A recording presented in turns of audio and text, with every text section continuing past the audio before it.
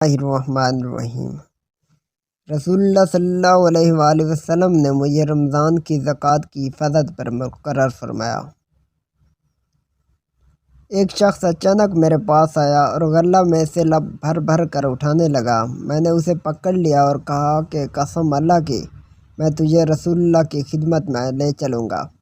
اس پر اس نے کہا کہ اللہ کی قسم میں بہت محتاج ہوں، میرے بال بچے ہیں اور میں سخت ضرورت مند ہوں۔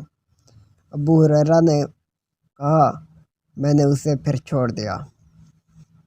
صبح ہوئی تو رسول اللہ نے مجھ سے پوچھا، اے ابو ہریرہ، گزشتہ رات تمہارے قیدی نے کیا کیا تھا؟ میں نے کہا، یا رسول اللہ، اس نے سخت ضرورت اور بال بچوں کا رونا رویا، اس لیے مجھے اس پر رحم آ گیا اور میں نے اسے چھوڑ دیا۔ آپ صلی اللہ علیہ وآلہ وسلم نے فرمایا کہ وہ تم سے جھوٹ بول کر گیا ہے اور وہ پھر آئے گا۔ رسول اللہ نے فرمایا کہ وہ پھر ضرور آئے گا۔ مجھ کو یقین تھا کہ وہ پھر ضرور آئے گا، اس لیے کہ میں اس کی طاق میں لگا رہا، اور جب وہ دوسری رات آ کے پھر غلہ اٹھانے لگا تو میں نے اسے پھر پکڑ لیا اور کہا، تجھے رسول اللہ کی خدمت میں حاضر کروں گا۔ لیکن اس بار بھی اس نے وہی بہانہ بنایا جو پہلے بنایا تھا، تو پھر مجھے پھر ترس آ گیا، میں نے پھر اسے چھوڑ دیا۔ صبح ہوئی تو رسول اللہ نے فرمایا، اے ابو ہریرہ، تمہارے قیدی نے کیا کیا؟ میں نے کہا، یا رسول اللہ، اس نے وہی کل والا بہانہ پھر سے دہرایا تو مجھے رحم آ گیا، میں نے اسے چھوڑ دیا۔ تو رسول اللہ صلی اللہ علیہ وسلم نے فرمایا کہ وہ تم سے جھوٹ بول کر گیا ہے اور وہ پھر آئے گا۔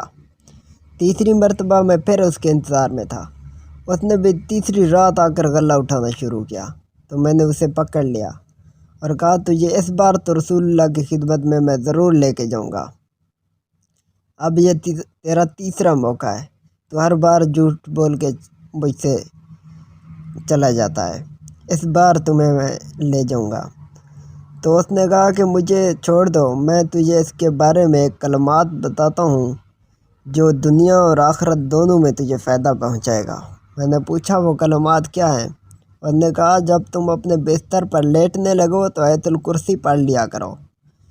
ایک نگران فرشتہ اللہ تعالیٰ کی طرف سے برابر تمہاری حفاظت کرتا رہے گا اور صبح تک شیطان تمہارے پاس کبھی نہیں آ سکے گا۔